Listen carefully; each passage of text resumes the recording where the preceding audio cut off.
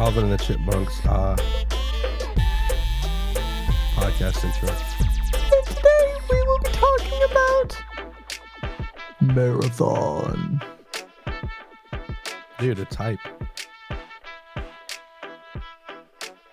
Yeah. That like I said yesterday, almost unfathomable Bungie W. They pulled the rabbit out of the hat for real with this one, bro. It has been so long since Bungie has had a W. Like, I mean, they've had some pretty nice W's with Destiny. Like, Final Shape was pretty good. That was a small W. That was like a lowercase W. Marathon is like a capital W. Yeah. Oh yeah. Let's see. Witch Queen was a capital W. Taken King was a capital W. That's about it for Witch Queen to Destiny. Taken King is crazy. Yeah. Hey, Forsaken was pretty good. Oh, man. Forsaken was pretty good. Yeah. And also, I mean, I'm among a small crowd of people, but I enjoyed the Red War. Among Us. But yeah, welcome to Subtractive IQ. Today we are talking about Bungie's new game, Marathon. We just picked it up yesterday. Elisha, initial thoughts? It's good. Awesome. Thanks for tuning in to Subtractive IQ. That's about all we got to say on the subject. It's good. No, but really, I would say borderline fantastic. There's not a lot that I'm disliking about the game right now. And that's partly because of the gameplay loop with the missions that you can do, the contracts. Keep the gameplay loop of the extraction shooter really refreshing, really cool. Yeah.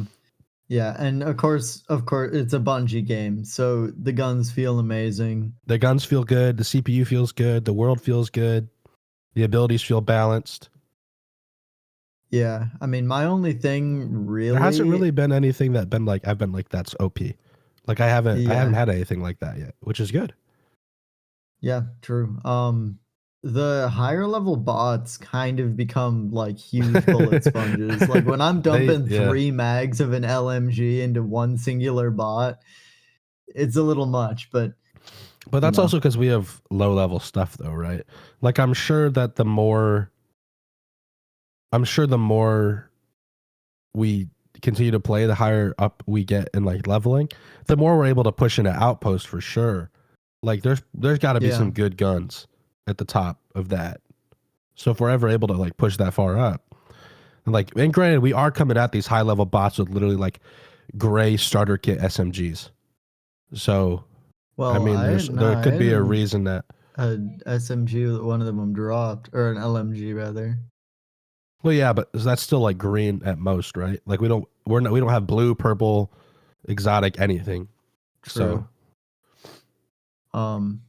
But yeah, I mean, overall good. I do like that the heat system is very good.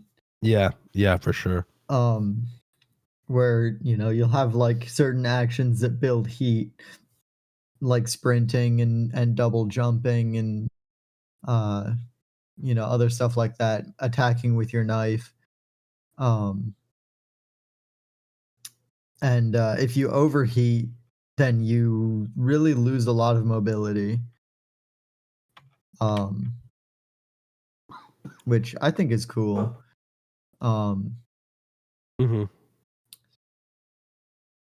do kind of wish that they had just given you the ability to make your own shell instead of having like the mass-produced ones. Yeah, that would be cool. But I guess that fits better with the lore to have like more mass-produced shells. Yeah. Because that is the lore. Yeah. But yeah. I mean, overall, it's a really good game. I'm looking forward to see what they do with it in the future. Yeah. DLC and stuff I'm sure is going to be really good, especially like when they start adding new areas, even more end game content. If they do anything, like I'm assuming Outpost is right now it's kind of the end game. I'm assuming just because it's it has, I say this lightly with quotation marks, some raid mechanic-y things in it. But yeah. Yeah. I don't know why, but the players in Outpost seemed so much easier than the players in every other area to kill. The players? Yeah. Like the people Well, seemed yeah, really I feel easy to kill. that also is probably to a certain extent we're just getting better at PvP. Like yesterday we just True. didn't granted like this is literally day 2 of us playing. So to a certain extent it probably just has to do with us getting used to the gunplay and knowing how to actually handle players. But I also agree. Like even today, earlier today, when you were working, I was at home. I've been sick, so I was playing. I was getting stomped, like actually stomped into the ground. So yeah, you can play solo, but you also can't play solo low key. Yeah, well, you kind of have to like stealth solo. Yeah, it's a You much can't really slower engage. experience. Yeah. Which I do enjoy. Like you can kind of make it like a challenge run type thing where you can just like swoop in, grab some stuff and leave. Um Hmm. as a I solo. don't think I exfiltrated a single time as a rook. Dang. I think that's just a skill issue. Not gonna lie. It's definitely a I was impatient and didn't stealth mode issue. Yeah. But Um also, it's like the particular resource that I was looking for only spawned in like 2 places, and those were both high traffic areas. So even if I fair stealth enough. mode, like you can stealth mode with bots, you can't really stealth mode with people. They'll lock you Well, down. you kind of can, Well, depending. if they have one scout, then Well, if the GG. scout doesn't ping, which scouts usually just ping when they have their ultimate, or like when they like see people, or at least that's when I use Sure. mine. Um, although it might be better if I just kind of use it on cooldown, but whatever. Whatever. Um, What do you yeah. think of how the story is told, like through the contracts? I don't mind it.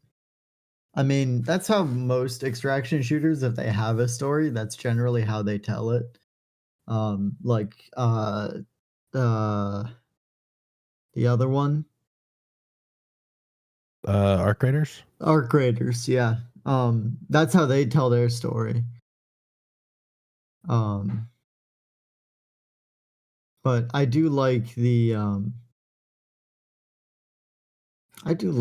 I like all the factions. The factions all have their own like very Yeah. much All the characters individual are interesting, identity. Yeah. which is good. That's one thing I can't necessarily say.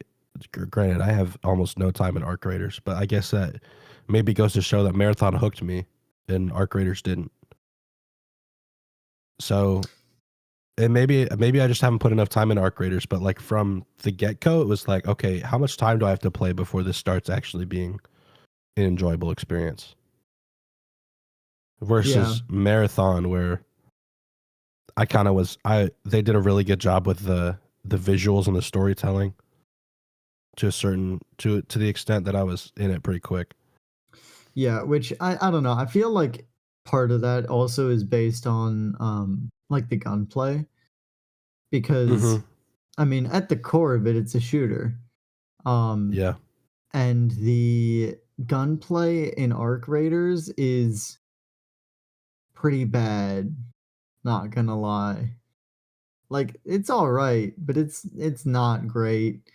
Um but if it really comes down to it and you're bored in marathon, you can just shoot things and it's a good time. Mm-hmm. Um, also, arc raiders is a different experience. Like arc raiders, you're kind of Yeah. discouraged from PvP, uh, It's which, not the same at all in Marathon. In Marathon, it's yeah, kill on site. yeah. I've seen Prox Chat used like 2 times. Yeah, true. There was one friendly team that we met in Marathon. And then we And then promptly all got wiped out by promptly another got destroyed team. by one team. Because the thing about that is, as soon as bullets start flying, you don't know who's friendly anymore. So it's just kill everybody. Yeah, true. But yeah, I'm excited to see what it's gonna do in the future, and I do enjoy that. Or like I'm glad that this kind of gives Bungie a bit of success. Hopefully, just enough to make Destiny 3. Although yeah, I don't know, it's weird because at this point I'm enjoying the game so much that I want to see it succeed. Like I want to. I mean, like I'm genuinely interested in what they're doing in this universe. I was also just like, I listened to half of Bife's lore video, and it was just, it was cool stuff. Like I'm interested in what's happening. Also, I did not know. I think there's 2 prior Marathon games from the 90s. Dang. And the only reason I found that out was because I was talking to Rudder at work when I still was at Chick-fil-A. And he was like, I think it's cool that they're bringing back an old IP and stuff, but I was like, what? I was like, you're gaslighting me. Like I genuinely thought that he was. No, Marathon had let me look it up. 1994. Dang. What was it? Released in December 1994 for the Apple Macintosh, which is crazy. Yeah, I mean that makes sense. Because that's what Halo Combat Evolved was originally designed for. But I don't know.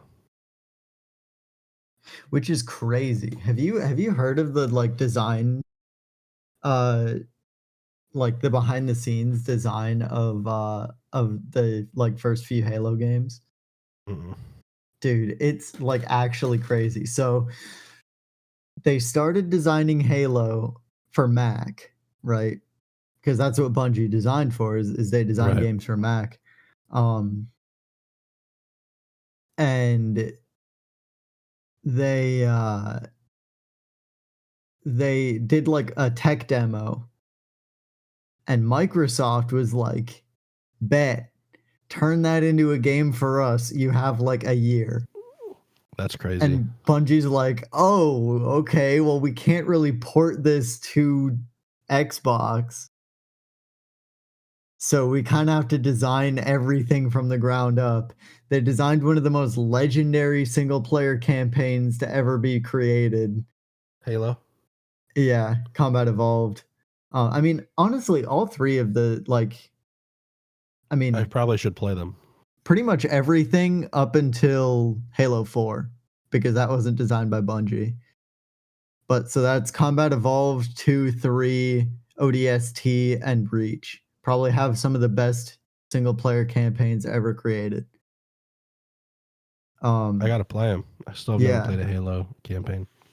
And then this is the most crazy part about it. After they like fully designed the game and everything, there's how long was it until launch? I want to say a week before launch, but I might be getting my numbers wrong. Definitely double check me on this if you're interested. But it was like a week before launch. They decided, man, this multiplayer is not fun. And then they scrapped the entire thing and built it from the ground up in a week before launch. That's crazy. That is crazy. And then they pulled probably the worst development cycle ever to be seen for Halo 2. Like, it's been described by some like former Bungie employees as it felt like what? You cut out. Hello? Okay, there we go. My mic did the disconnect reconnect thing. Some former Bungie employees have described it as they felt like they were going to die. That's crazy. Because I mean, it was just they were like crunched the entire time. Like it was the worst. Like it was so bad that Bungie actually to this day changed their entire like workflow and like work ethic. You're cutting out so bad. Type thing. Am I have green connection. I think that's a you issue. I don't know. But they changed their entire work philosophy to avoid doing stuff like the Halo 2 development again. Wild. Yeah, like they had to change so much stuff up. So that's why they ended up sucking for Destiny 2. They changed so much stuff up last minute for Halo 2 that they literally ended it on a cliffhanger. All right, and bro, they were like, Chrome open on your computer or something. I do not have Chrome open on my computer. Bro, you're lagging so unbelievably bad. I don't think that's a me issue. It definitely is a you issue. It definitely is not a me issue. I have 13 ms on my ping. Okay, I have full bars and I'm in green. Okay, so. Me too.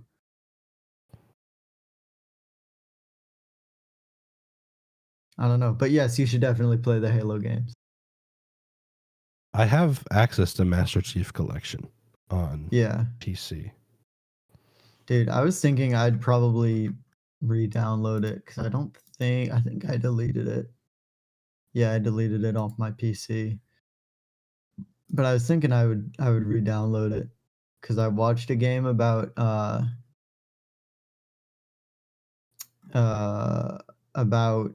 Combat Evolved. And man, made me want to play Halo again. But coming back to Marathon. Yeah. Do you think I do have it downloaded? What? So for some reason I thought that somebody told me there was 4 maps. And we've only unlocked 3. So is there a 4th secret map, do you think? Possibly. I mean, we are only like level like 14. Yeah.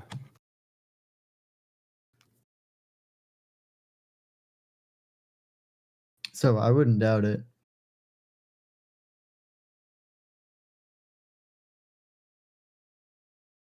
Oh no. So there's Perimeter, Dire Marsh Outpost, and then Cryo Archive, which is the end game zone, which is located on the Marathon ship, featuring complex puzzles and high-level loot.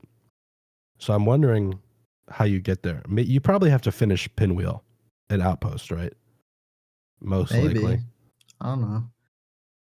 Or maybe it's like you just get to level 50 and then you unlock Cryo Archive. Maybe. Yeah, I don't know. But that does sound cool, like aboard the ship.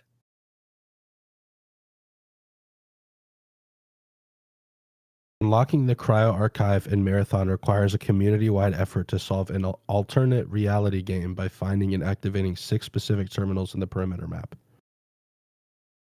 Huh. Interacting with these, often in specific sequences, reveals voice lines and camera footage that unlock the map. That's not bad, but it's probably like 1 run, which does make it kind of hard. Like 6 different spots all across the map in 1 run. Yeah. I could see that being difficult. Yeah. Oh, in 1 run? Yeah, that does suck. Yeah, all the 1 run things like are hard. They're fun. Like they're edifying. Oh, like it yeah, makes you feel good.